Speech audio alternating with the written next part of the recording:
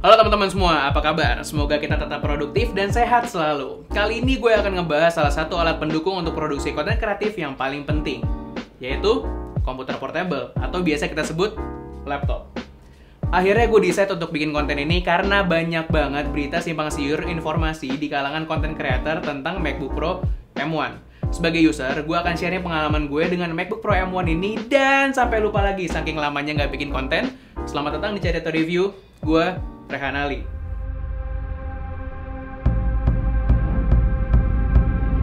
Oke, kita akan membahas sedikit dulu tentang Apple yang memutuskan untuk merubah prosesornya dari chipset Intel menjadi chipset Apple M1 series, atau gampangnya kita sebut chipset Apple aja. Nah, chipset Apple yang menggunakan arsitektur ARM yang biasa kita temukan di smartphone sekarang. Bingung? Tahan dulu. Nah, bedanya Intel menggunakan arsitektur dengan nama x86 dan x64. Simpelnya, arsitektur Intel membutuhkan listrik yang lebih besar dibandingkan dengan ARM. Makanya, ARM dipakai untuk smartphone. Tetapi yang terjadi sekarang adalah arsitektur ARM dengan listrik lebih efisien dan kecepatan yang bisa mengalahkan arsitektur x86 dan x64.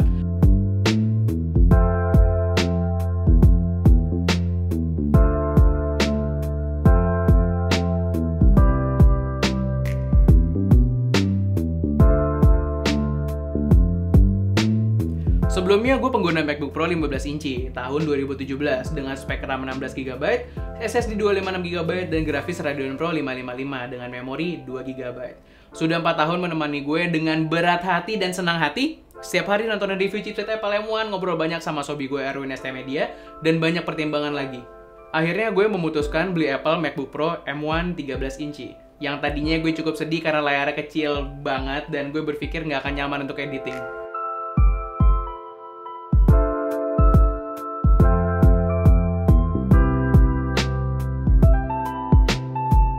Dan gak lupa, gue awalnya sangat ragu RAM 8GB apa cukup buat gue. Gue kan tiap hari ngedit 8K. Dengan workflow gue mostly editing 1080p dan 4K, 8-bit atau 10-bit, gue ngerasa sedikit ragu. By the way, gue user Final Cut Pro, After Effects, Illustrator, dan Pixelmator Pro.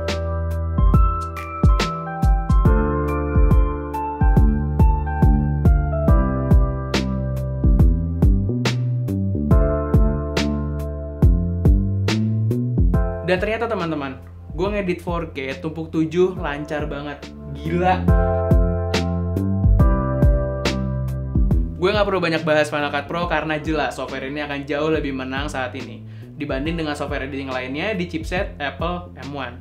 Karena Final Cut Pro software buatan Apple sendiri, gue pun belum tahu apa yang terjadi di saat semua software editing sudah support native dengan chipset Apple M1. Lalu gue editing motion grafis menggunakan After Effects yang belum sepenuhnya kompatibel dengan Apple M1. Seluruh software Intel base bisa dijalankan dengan emulator dari Apple bernama Rosetta 2. Kita sebagai user tidak akan tahu kalau Rosetta sedang berjalan. Tinggal buka saja After Effects atau Illustrator akan langsung terbuka.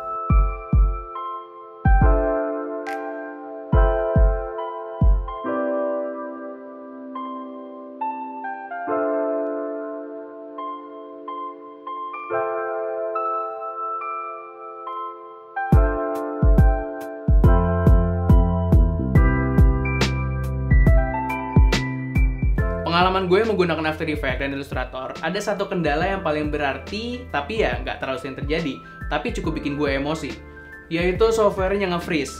Tidak untuk waktu yang lama, sekitar 30-60 detik, not responding. Setelahnya berjalan lagi. Dari total gue editing 12 jam, kejadian ini mungkin 4-5 kali.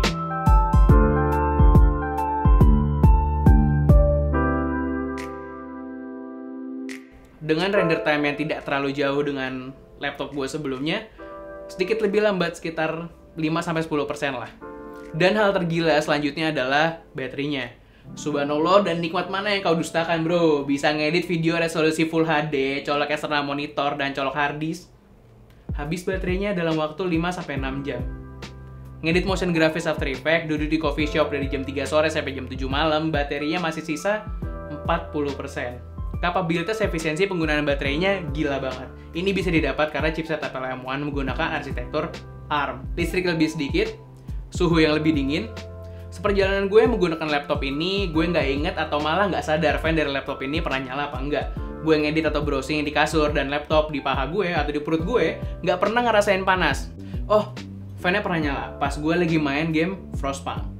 Kalau nggak salah di Steam itu cuma 100 ribuan. Gue sangat recommended untuk kalian coba game itu.